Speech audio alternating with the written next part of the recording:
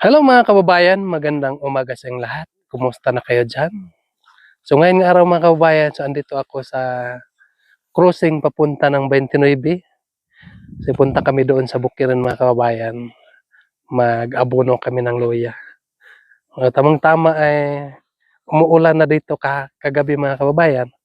So napaisip ako na mag-abono ngayon nga araw para mabilis matunaw yung ating abono. So ang pag-abono namin ngayon mga kababayan ay isabuwag lang namin kasi hindi pa tumubo yung ibang natin, loya. So ito na yung ating four-wheel. Ito yung gagamitin namin para kargahan namin ng abono papunta doon sa bukirin namin. So 4x4 ito. Ano itong motor? 4x4? 4x4. So so 4x4 itong aming sasakyan mga kababayan. Ito yung gagamitin namin pupunta. Ito yung driver. May lisensya ka dong? May lisensya ka ba? Ha?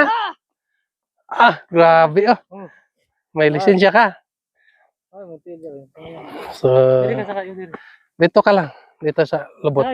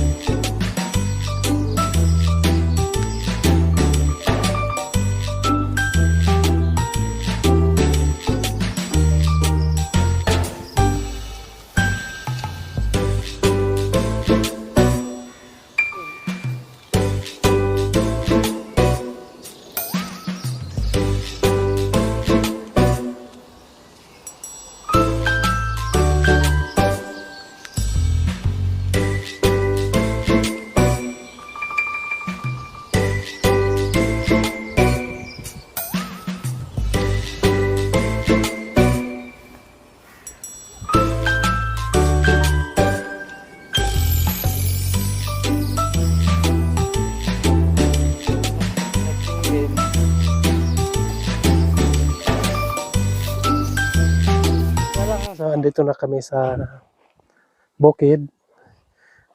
So, ihalo natin itong abono.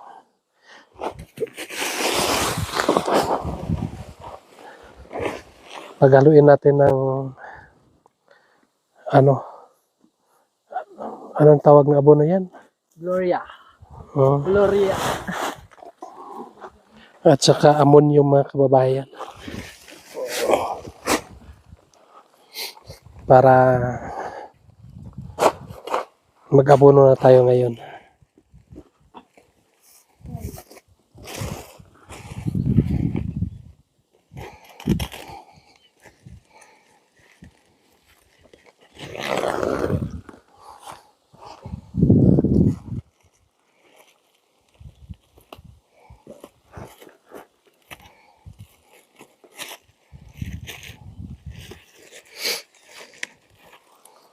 Imbes ang umpit.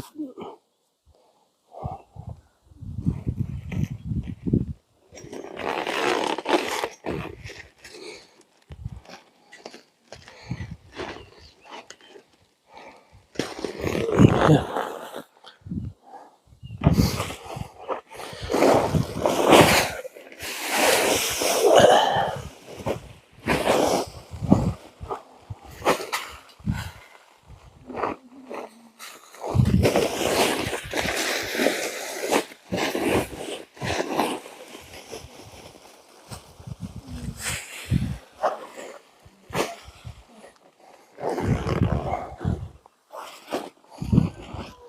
Doon.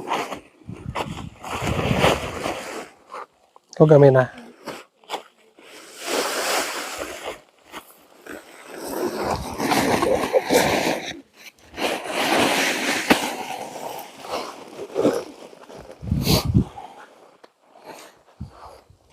Aminom ba daw siya?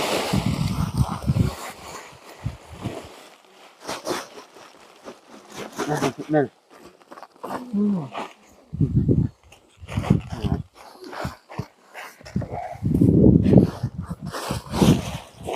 Atong ihalo mga kababayan.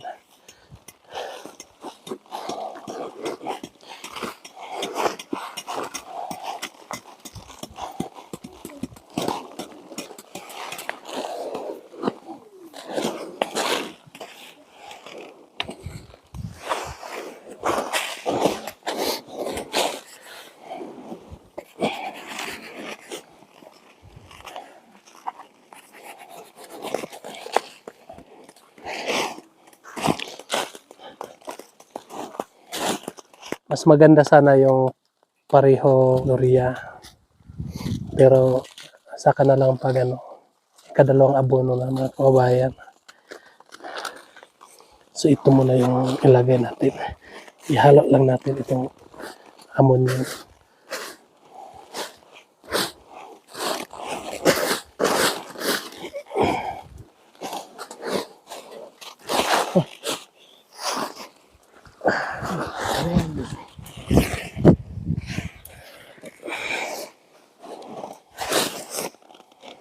Asaw mo.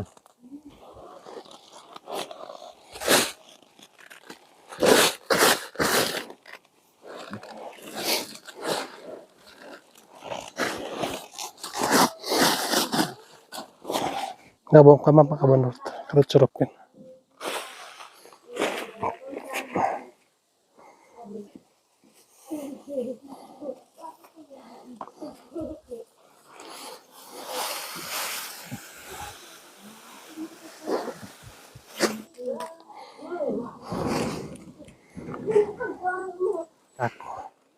Para dalhin na natin doon sa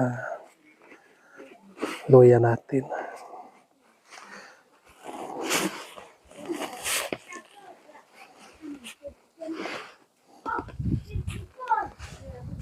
So tara na mga kababayan. Samahan nyo na lang kami sa aming mga kaganapan ngayong araw. Ay, yeah. Kuha ka ba, Mon?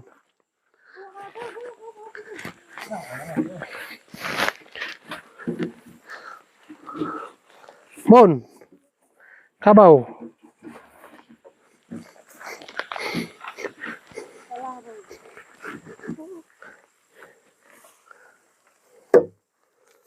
Siya mana? Shhh.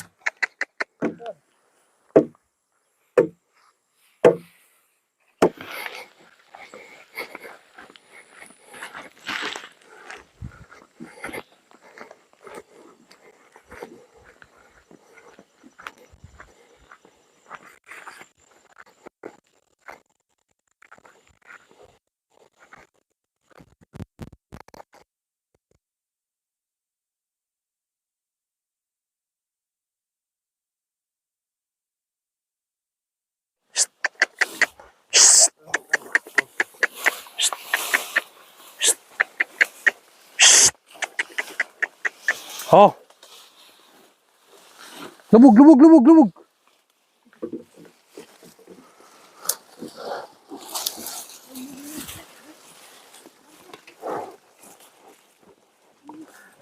Once paano to ang kwasig, painuman pa dito eh.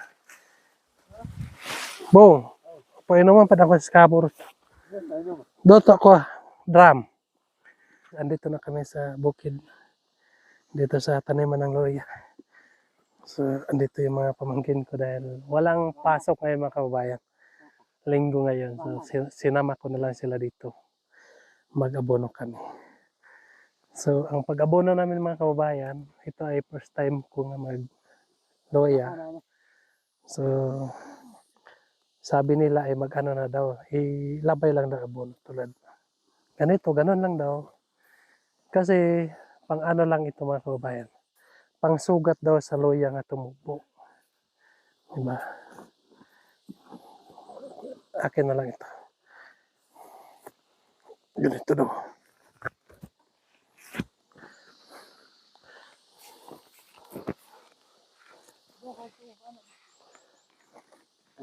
Doon ako sa taas. Kayo doon, kayo sa baba. Wala kang ano? Hindi? Meron? Ayun, sa'yo ko din.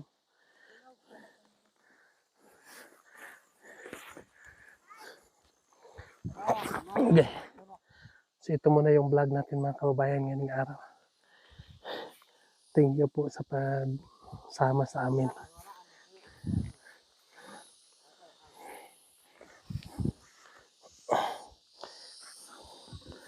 Wanan ko lang chinilas ko.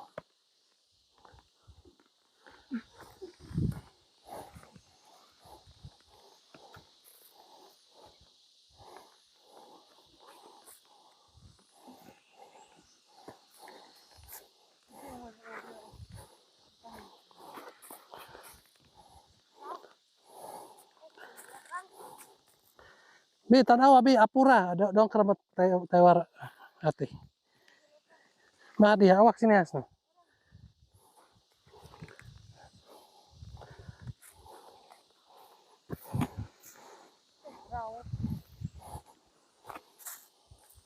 Ana o bi, o ana bi.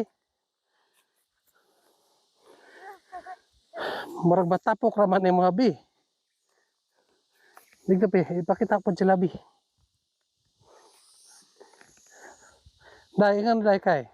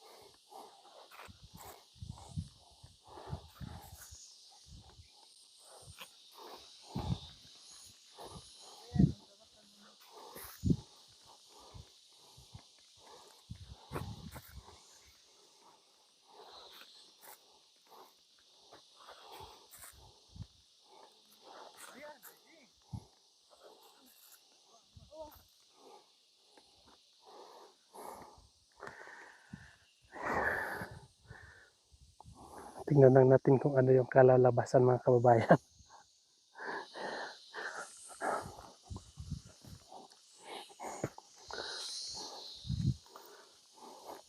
Yung maingay dyan, yung ang tinatawag namin nga gangis. Pero sa aming tribo, ano yan, ngoy-ngoy. Pero sa Bisaya, gangis yan.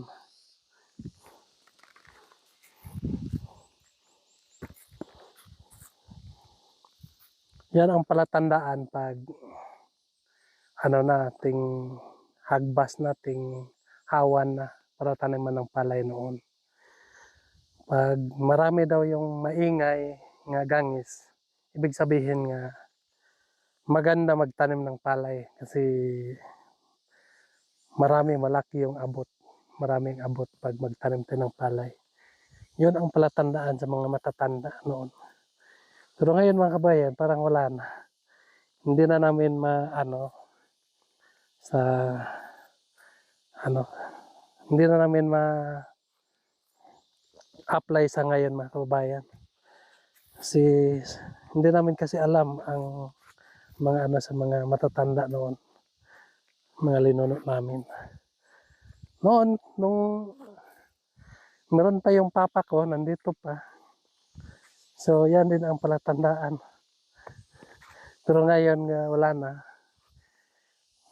So, hindi na namin nagagamit ang mga palatandaan na yan. Sa amin ay tanim na lang mga kabayan.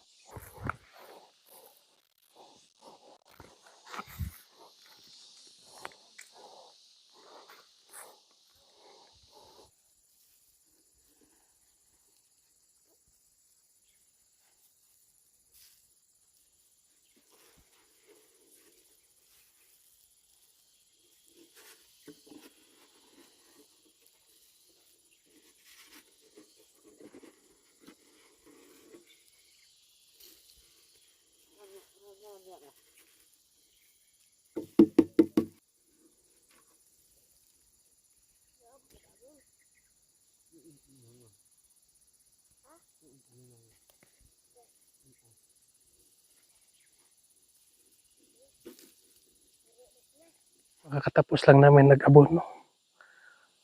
Sobrang matirik yung ating lupain dito mga kababayan.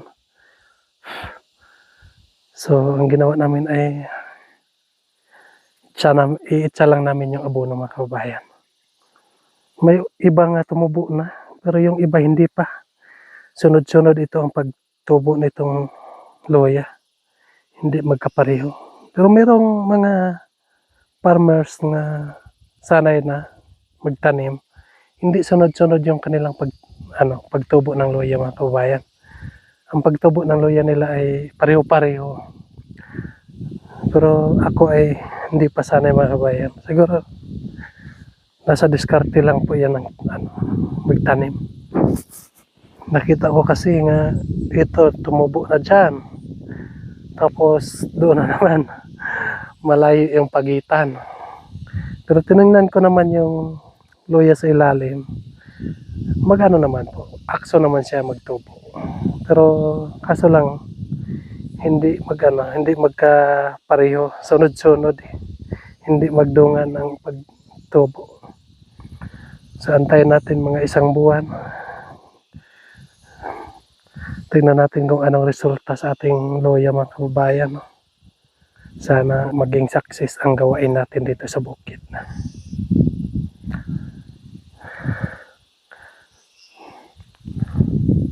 Yung mga kasama namin dito nga nagtatanim, sabi nila sa akin times 10 daw itong loya. Pag magtanim ka ng 1,000 kilos, so mag-harvest ka daw ng 10,000 kilos. Siguro kapag maayos yung tubo at maayos yung pag-alaga, makukuha siguro yan. So meron pa doon sa amin yung pinsan ko, times 15 ang sa kanya dahil maayos yung pag-alaga niya sa loya mga kabayan. Tapos sobrang malalaki yung loya niya. Pero try lang natin itong atin. Baka naman po ay maging success din po tayo dito. So ipagdasal lang natin mga kabayan nga marami or malaki yung mga bunga ng ating loya dito. Yun lang po mga kababayan, magpapaalam muna ako sa inyo. Kasi meron pa kaming abonuhan doon sa kabila. Kasi may isa pa doon nga loya. So magpapaalam muna ako sa inyo. Maraming salamat po sa inyong lahat. Walang sawang nagasubaybay sa aking YouTube. So sana po mga kababayan, huwag kayong magsawa para may pagpatuloy namin ang aming mga kaganapan. At saka maraming salamat po kay Sir Paul sa kanyang kabaitan sa amin. Wala akong masabi mga kababayan, no? So, kung ano siya noon, ganun pa rin siya ngayon. So, maraming salamat po kay Sir Paul. Dahil po sa kanya, nagkita-kita tayo ngayon mga kababayan, no? Dahil sa kanya, naging vlogger ako. So, siguro, ang masabi ko lang, na siya yung ginamit ng Panginoon na tulay para matulungan po kami mga kababayan. Matulungan po ako. So, maraming salamat po. God bless you po sa inyo lahat. Bye-bye.